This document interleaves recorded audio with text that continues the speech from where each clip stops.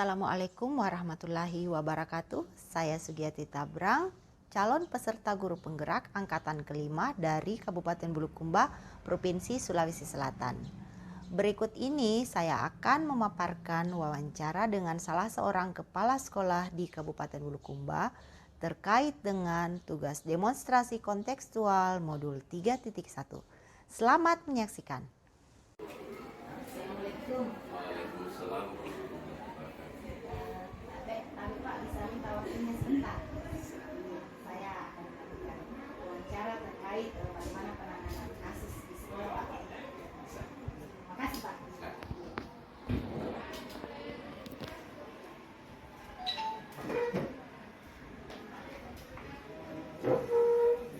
Jadi wawancara yang akan saya lakukan ini, Pak, berkaitan dengan tugas modul 31 dari kegiatan guru penggerak yang sempat saya lakukan. Dan saya kembali mengucapkan terima kasih atas perkenan Bapak untuk melakukan wawancara ini. Bisa saya mulai, Pak? Bisa. Terima kasih, Pak. Jadi selama ini dalam kita tahu bahwa penanganan atau pelaksanaan dalam mengelola memimpin sebuah sekolah itu kan pasti tidak lepas dari berbagai masalah, Pak, ya kasus-kasus ya. Jadi yang ingin saya tanyakan, bagaimana Bapak dalam mengidentifikasi kasus-kasus tersebut, apakah kasus itu sebuah dilema etika atau rujukan moral, Pak? Terima kasih atas pertanyaannya. Di sini saya melihat bahwa dari pertanyaannya itu bagaimana mengidentifikasi dilema etika atau rujukan moral. Kalau misalnya saya mengatakan bahwa ini harus didefinisikan dulu, yang mana itu dilema, ya, yang mana itu etika. Kalau saya berpendapat begini, sebelum menjawab pertanyaan ini, maka perlu kita harus mendefinisikan dulu, itu dilema itu adalah situasi yang terjadi ketika seseorang harus memilih antara dua pilihan, di mana kedua pilihan secara moral tetapi bertentangan. Nah itu. Sedangkan moralnya ini sendiri itu tak lain adalah benar salah, benar vs salah, artinya benar versus salah, yaitu sesuatu yang terjadi jika seseorang harus membuat keputusan antara benar dan salah. Itu. Olehnya itu, ketika kita menghadapi sesuatu dilema etika, maka ada nilai-nilai yang mendasar di situ yang bertentangan dengan cinta dan kasih sayang, kebenaran, keadilan, kemudian kebebasan, persatuan, toleransi, dan banyak lagi tanggung jawab dan seterusnya. Itu. Dari paradigma itu, ya, atau identifikasi kasus yang kita alami dalam setiap dari seorang pemimpin, itu dapat dikategorikan beberapa hal. Yang pertama itu, kalau saya ingat bahwa yang pertama itu adalah individu melawan masyarakat. Orang biasa mengatakan individual versus community. Nah, kemudian di dalam paradigma ini ada pertentangan antara individu sendiri, ya, melawan sebuah kelompok yang lebih besar, di mana individu ini menjadi bagiannya. Di sini guru kadang harus membuat pilihan seperti ini, bahwa di dalam kelas itu terkadang kita mendapatkan satu kelompok membutuhkan waktu lebih banyak dan pada sebuah tugas, tetapi kelompok yang lain sudah siap untuk pelajaran berikutnya. Dan biasa kita kadang dapat seperti itu. Kalau kita misalnya mengajar di dalam kelas itu, karena ini bukan nanti saya harus langsung menjadi kepala sekolah, tentunya saya pernah jadi guru. Makanya kita lihat, kalau misalnya mengerjakan sesuatu itu biasanya ada lebih cepat pemahamannya, ada yang lambat pemahamannya. Nah, yang lebih cepat biasanya minoritas, sedangkan yang lambat inilah yang banyak, mayoritas gitu. Nah, sekarang yang kedua, ya, rasa keadilan melawan rasa kasihan. Nah, di situ keadaan memang benar untuk memegang peraturan dari membuat pengecualian yang merupakan tindakan yang benar. Jadi pilihan-pilihan untuk menurut suatu peraturan dapat dibuat berdasarkan rasa hormat kepada keadilan. Iya. Itu. Nah, pilihan inilah membentukkan peraturan, tapi dapat didasarkan pada rasa kasihan. Artinya terkadang aturannya itu dibentukkan dari di dalam hati kita ada rasa kasihan yang terhadap apa yang kita sampaikan atau misalnya apa tindakan kita di situ. Misalnya ada peraturan misalnya di rumah kita mengharuskan kita harus pulang pada jam tertentu. Tapi karena ada sesuatu lain hal misalnya di kantor, kemudian ada teman yang merasa membutuhkan bantuan kepada kita, maka kita biasanya terlambat untuk pulang. Nah, sekarang di situ ada rasa keadilan dan lawan merasa kasihan. Nah, sekarang ini tentunya diperlukan sebenarnya bantuan yang dapat menunjukkan dilema keadilan dengan rasa kasihan. Kemudian yang ketiga, kebenaran lawan kesetiaan. Itu kejujuran dan kesetiaan seringkali menjadi nilai yang bertentangan di dalam situasi dilema etika. Itu. Kadang kita perlu untuk membuat suatu pilihan antara perilaku jujur dan berlaku setia kepada orang lain, jujur menyampaikan informasi berdasarkan fakta, atau tidak menjunjung nilai kesetiaan pada profesi yang lain. Suatu contoh misalnya, hampir kita semua pernah mengalami hal semacam ini, yang kita harus mengatakan bahwa yang sebenarnya atau yang melindungi teman yang dalam masalah ini adalah salah satu contoh dari pilihan rasa kebenaran melawan kesetiaan. Nah, kemudian yang keempat adalah jangka pendek lawan jangka panjang. Nah, sekarang paradigma ini sering terjadi dan mudah diamati. Terkadang perlu untuk memilih antara yang kelihatan terbaik untuk saat ini, yang terbaik untuk yang masa akan datang. Misalnya begini, contoh, terkadang kita sebagai orang tua misalnya, anak kita tidak sesuai dengan harapan kita. Terkadang kita misalnya mengatakan bahwa setelah tamat di SMP maka harus melanjutkan ke SMA. Nah, sekarang terkadang di sini dilema. Terkadang anak-anak kita itu keinginannya adalah SMK. Nah, sekarang kita lihat antara SMA dan SMK, dilihat dulu kedepannya seperti apa. Tentunya kalau SMA itu panjang perjalanannya. Kalau SMK, begitu selesai SMK, kan bisa terjun langsung untuk bekerja. Nah, itu pilihan-pilihan seperti itu. Saya kira itu yang saya sampaikan itu menurut pertanyaan. Menarik sekali Pak apa yang Bapak sampaikan. Jadi dilema etika itu, kalau saya bisa mengambil kesimpulan bahwa Bapak sesuai berdasarkan dari 4 paradigma, intinya jika menyangkut tentang moral maka dia merupakan benar. Tapi kalau dia menyangkut benar salah maka dia adalah bukan moral. Terima kasih Pak. Saya melangkah ke pertanyaan kedua. Jika selama ini dalam pengambilan keputusan di sekolah kita Pak, bagaimana Bapak menjalankan pengambilan keputusan tersebut? Misalnya atau terutama untuk kasus-kasus di mana ada dua kepentingan yang sama-sama benar atau sama-sama mengandung nilai kebajikan. Ya Pak. Baik. Nah, sekarang ini juga pertanyaannya ini adalah sangat bagus karena ini adalah menjalankan keputusan semua. Kalau saya berpendapat bahwa di dalam mengambil suatu keputusan, maka yang harus kita perhatikan adalah nilai-nilai etika, nilai-nilai etika. etika terkadang ya terkait dengan hasad, karena manusia memiliki kesadaran moral, akal dan moral itu ada dua dimensi manusia, namanya dimensi manusia yang saling berkaitan.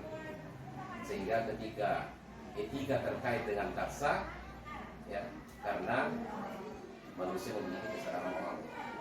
Itu.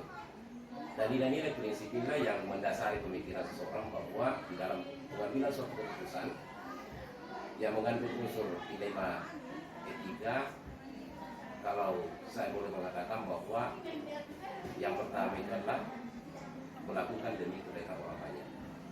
Artinya di dalam pengambilan suatu keputusan itu kita harus melakukan demi kebaikan orang banyak. Yang kedua itu adalah menjunjung tinggi prinsip-prinsip nilai dalam diri kita. Artinya apa? Artinya prinsip saya mungkin berbeda dengan prinsip itu. Ya. Nah sekarang prinsip saya tidak bisa dipertaruhkan dan prinsip itu tidak bisa mempertaruhkan juga.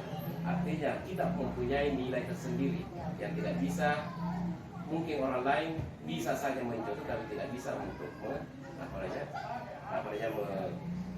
meniru, bisa untuk meniru, tetapi ya untuk melaksanakannya itu masih perlu suatu latihan-latihan dan sebagainya.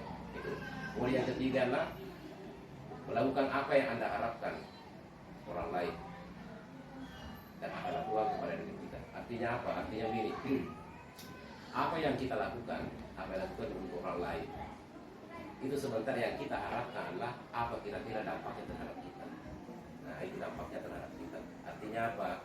Artinya kita melakukan sesuatu, kita tidak berharap untuk untuk imbalan, tetapi kira-kira mungkin ada imbalan yang lebih besar dengan apa yang pernah kita berikan dengan apa yang diberikan kepada kita.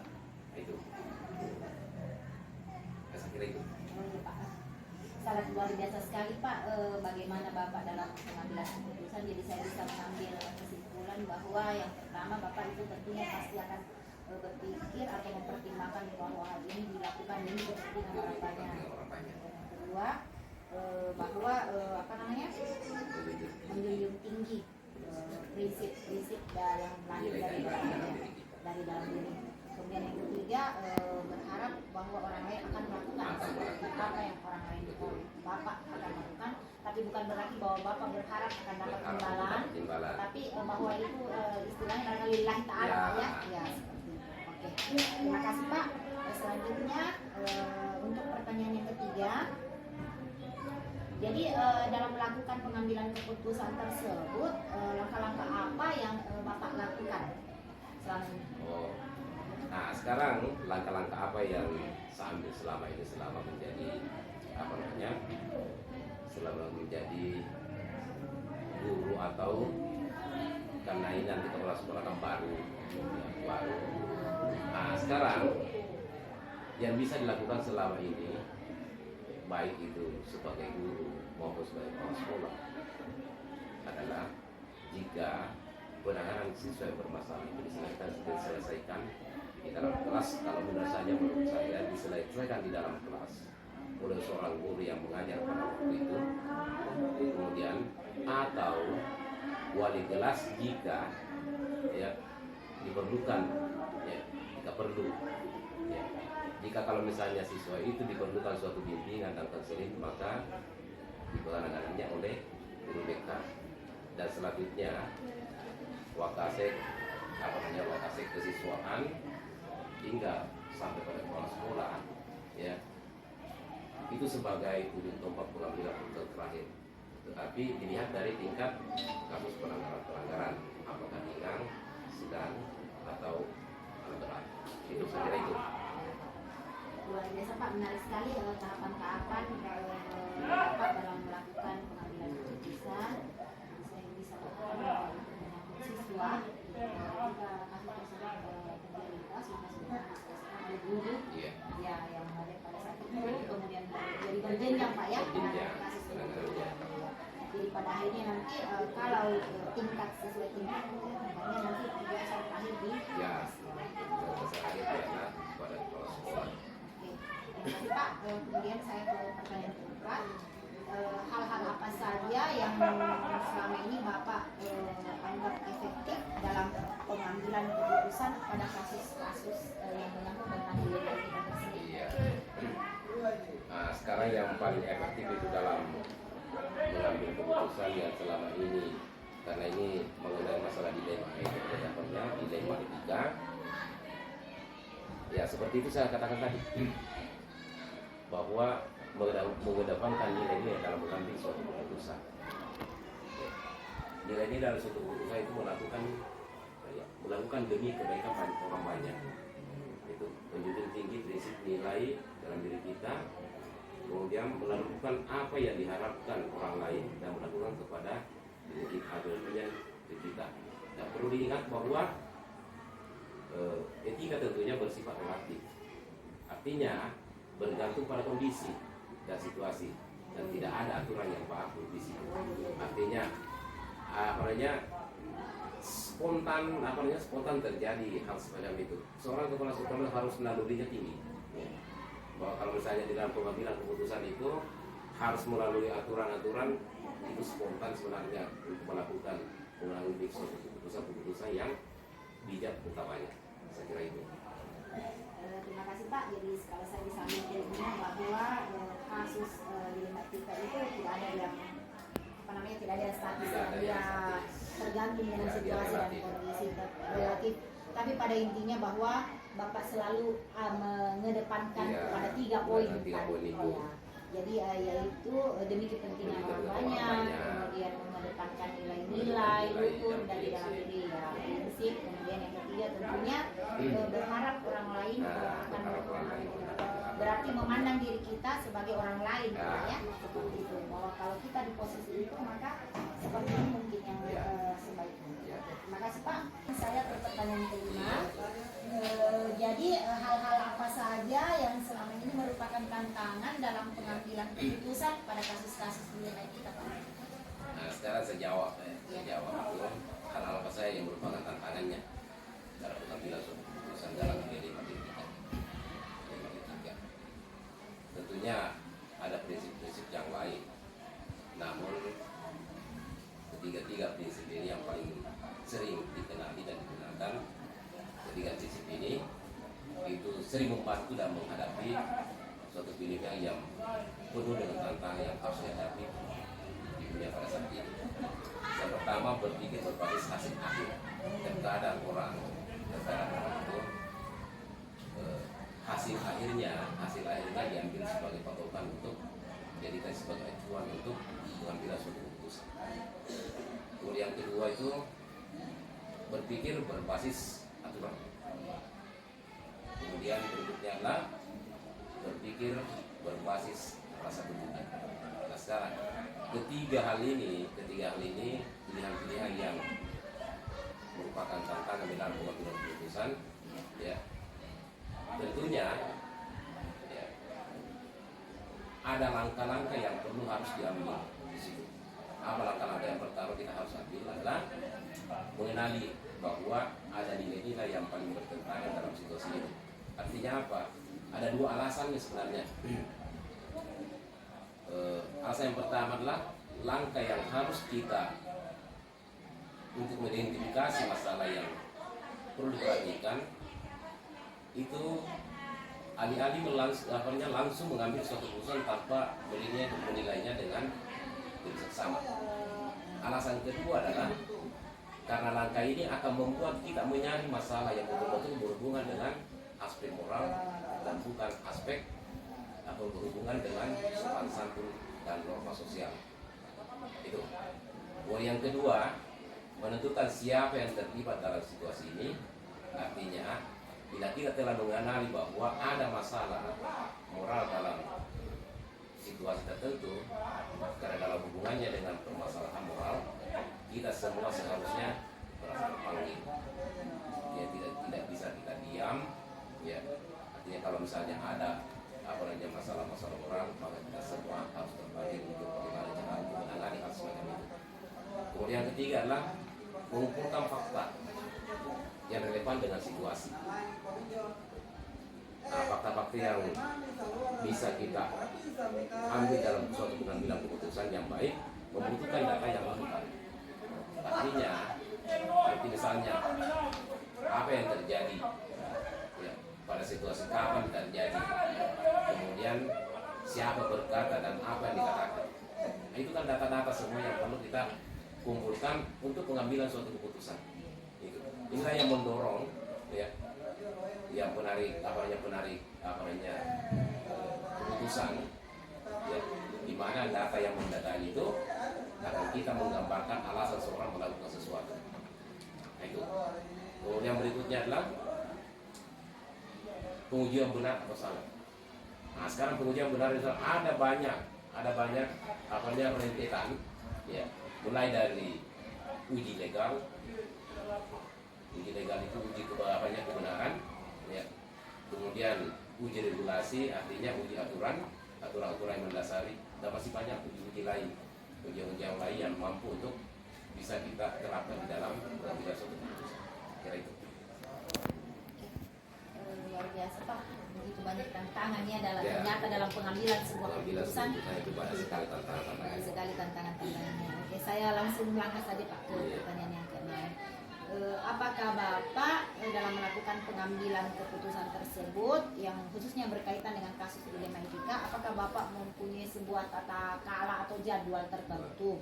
Maksud saya, jika Bapak menghadapi kasus, apakah Bapak langsung menyelesaikan di tempat atau Bapak memiliki jadwal untuk menyelesaikannya, kemudian bagaimana bentuk dan prosedur seperti apa yang Bapak lakukan?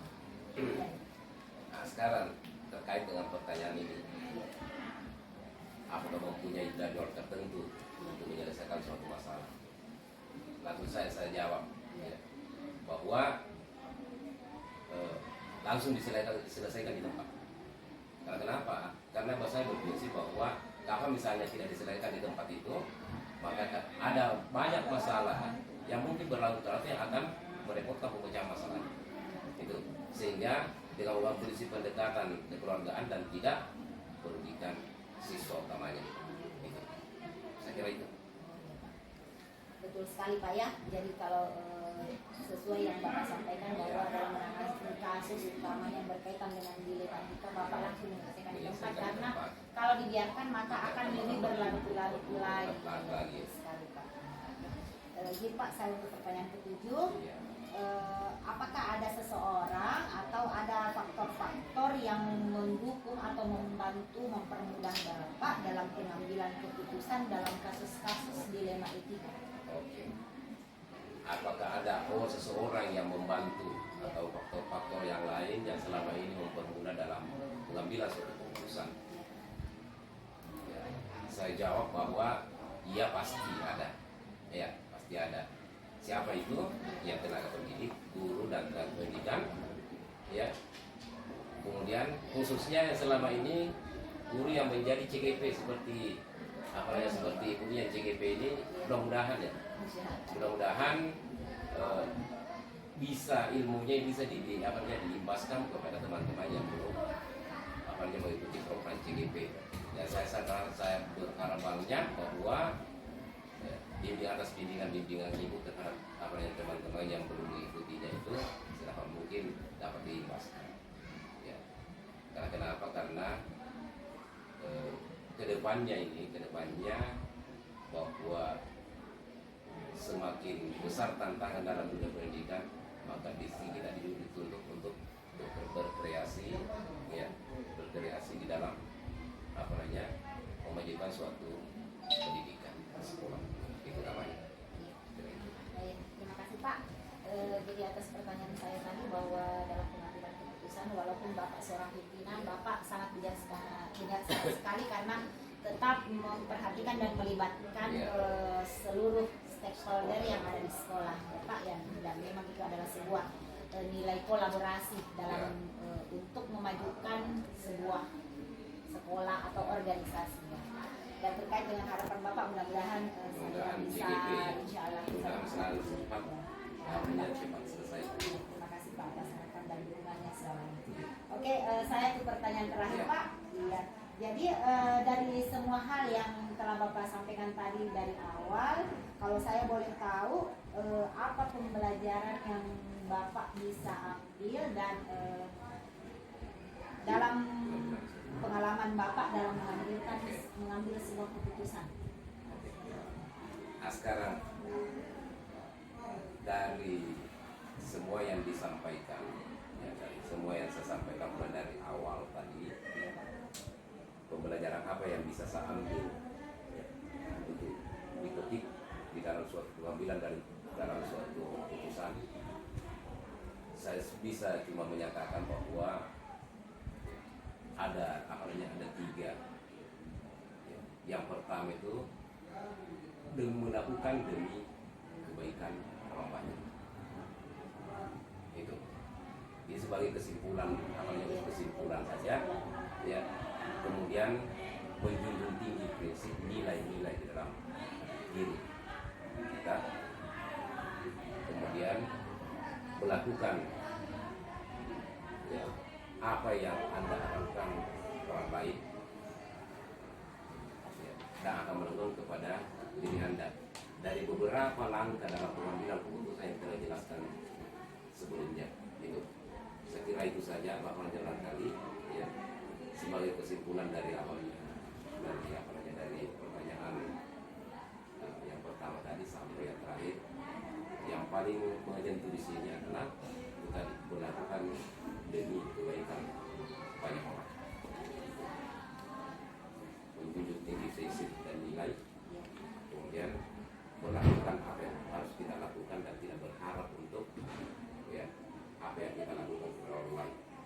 Itu saya kira itu. Luar biasa Pak, menarik sekali hasil dari wawancara saya kepada Bapak.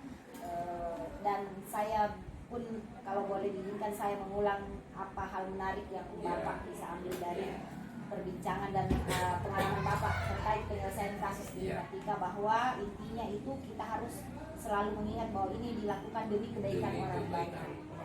Kemudian menjunjung tinggi prinsip atau nilai-nilai dalam diri, tentunya nilai-nilai positif Pak ya, yang menyangkut kebaikan. Kemudian yang ketiga, kita melakukan apa yang kita melakukan apa yang kita harapkan dari orang lain juga akan melakukan hal yang sama. Tapi bukan berarti bahwa kita mengharapkan balasan, tapi ya kita menempatkan diri kita bahwa seperti inilah mungkin akan bersikap. Terima kasih Pak atas wawancara yang sangat luar biasa ini, dan saya sebagai CGP juga berharap mudah-mudahan kedepannya saya bisa mengikuti langkah-langkah yang Bapak ambil dalam penyelesaian sebuah kasus.